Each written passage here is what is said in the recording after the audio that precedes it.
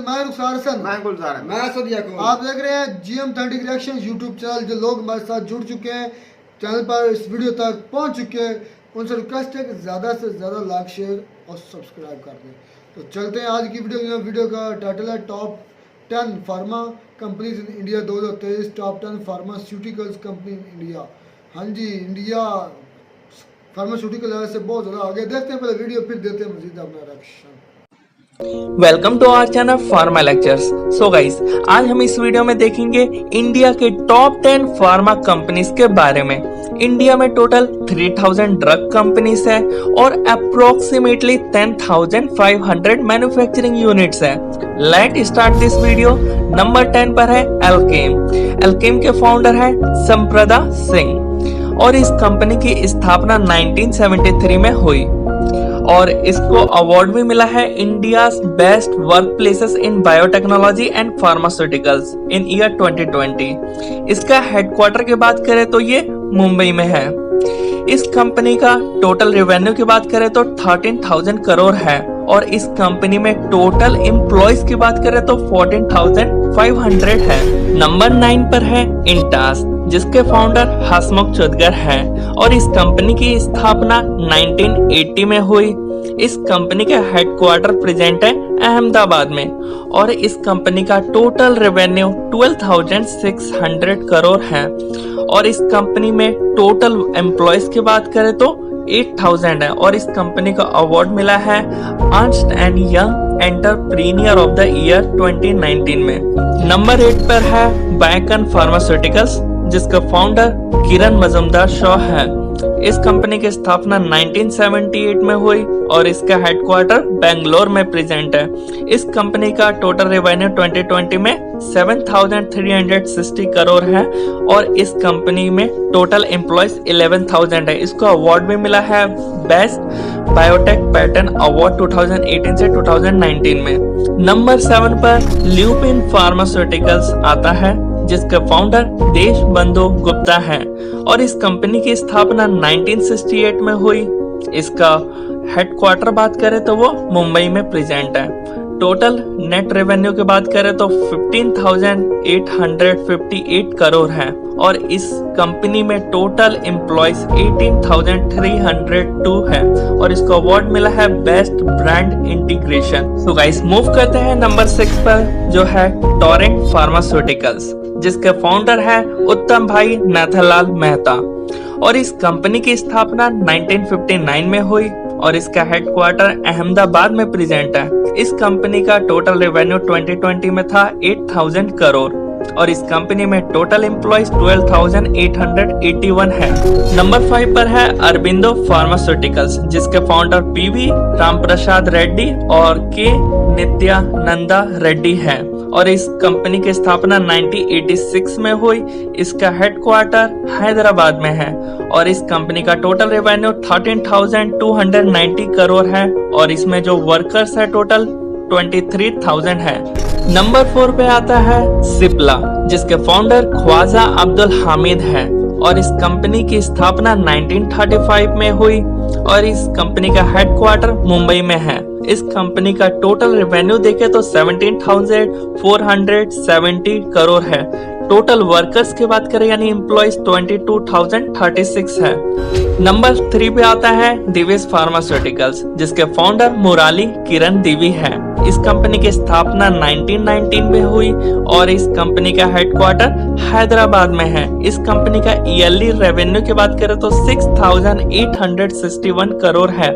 इस कंपनी में total employees 13,884 है। नंबर 2 पे आता है डॉक्टर रेड्डी लेबोरेटरीज, जिसके फाउंडर डॉक्टर अंजी रेड्डी हैं। इस कंपनी की स्थापना 1984 में हुई। इस कंपनी का हेडक्वार्टर हैदराबाद में प्रेजेंट है और इस कंपनी के टोटल रेवेन्यू 17,460 करोड़ है। टोटल वर्कर्स एम्प्लॉयज 21,650 है।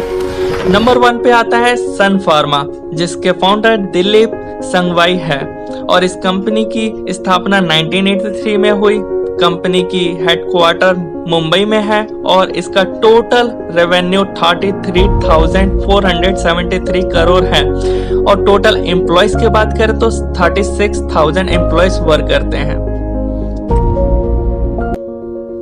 वीडियो तो ख़त्म हुई। ये थी video top 10 pharmaceutical company of India. भाई फार्मास्यूटिकल के लिहाज से देखें तो इंडिया बहुत हर मैदान में ही आगे है, लेकिन दवाइयों के मामले में बहुत ज़्यादा आगे है क्योंकि पूरी दुनिया में इनकी सप्लाई कर होती है। पूरी दुनिया की मेडिसिन पूरी दुनिया में सप्लाई होती है और स्पेशली पाकिस्तान में इन्हीं की फार्मास्यूटिकल कंपनी की ही पाकिस्तान में यूज़ होती है और फिर पैसे भी हम नहीं लेते हैं, खाते भी हैं मेडिसिन में पैसे भी। यानी गुलजार भाई एक मरतबा आया था इशू कि जो फार्मास्यूटिकल कंपनी थी इंडिया की, उन्होंने केस किया था, आई थिंक इस तरह बात चली थी। तो सबसे ज़्यादा जो असरदार और अच्छी दवाई होती हैं वो इंडियंस की होती है, वो पाकिस्तान में जो मिलती हैं बहुत भाई पायदार जो होती है। देसी दवाई भी, तो देसी दवाइयाँ भी वो भी जो इंडियन की है ना वो अच्छी क्वालिटी में मानी जाती हैं पाकिस्तान की निस्बत। जो सारा रॉ मटेरियल है वो इंडिया से ही आता है। जो हम हमारे यहाँ इधर पाकिस्तान में दवाइयाँ बनती हैं वो भी जो रॉ मटेरियल है वो सारा इंडियन से आता है। तो इंडिया एक दवाइयों के मसले में बहुत बड़ी इंडस्ट्री है और दुनिया में सब ज़्यादा से ज़्यादा वो सप्लाई करती है। और फार्मास्यूटिकल के लिहाज से देखें कि जो उनका है ना रॉ मटेरियल और उनको बनाने का तरीका, ये सारा कुछ जो निज़ाम है वो इंडिया का अपना है, चोरी का नहीं। पहली बात तो ये है। और दूसरी, इंडिया के अंदर जो है ना देसी अद्वियात क्योंकि ये 3 किस्म की है, एक होम्योपैथिक है, एक एलोपैथिक है और एक देसी है। तीनों के ही मरकज ज़्यादातर इंडिया पे है और पाकिस्तान में ज़्यादातर होम्योपैथिक कौन से मुल्क से ईजाद हुई थी? होम्योपैथी जर्मन है, जर्मनी से। जर्मन। हाँ, जर्मन का वो हीमन था, इसका नाम आई थी, इस तरह उसने शुरू की थी, जर्मनी की है। लेकिन जो पोटेंसी मिलती है ना इंडिया में वो भी अच्छी पोटेंसी, ये पोटेंसी होती है, ये होती तजुर्बात के लिए होती है। मतलब ये हर एक का अपना फार्मूला होता है, हर एक की अपनी पोटेंसी होती है, कितनी किसको देनी है वो अपनी तजर्बे के लिहाज से देते हैं। तो बात यह है कि उनके जो फार्मास्यूटिकल इंडस्ट्री है वो दुनिया के नामवर इंडस्ट्रीज़ में शामिल है और रेवेन्यू जनरेट करने वाली वो कितने करोड़, 1000 करोड़ों में उनके रेवेन्यू है सालाना जो है।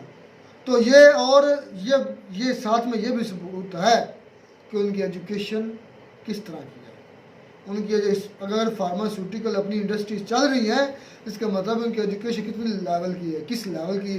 इससे ये भी पता चलता है कि इंडिया में जितनी दवाई हैं वो भाई अपनी आवाम के लिए कितनी मुफीद होंगी और से वो कितना फ़ायदा उठाएंगी। ये हमारे यहाँ भी ऐसा हो तो कोई शॉर्टिंग ना हो अद्वियात। यूपी में मैंने एक न्यूज़ सुनी थी कोरोना के दौरान कि यूपी में 18 करोड़ लोगों को फ्री वैक्सीनेशन करवाई गई थी, 18 करोड़ लोगों को।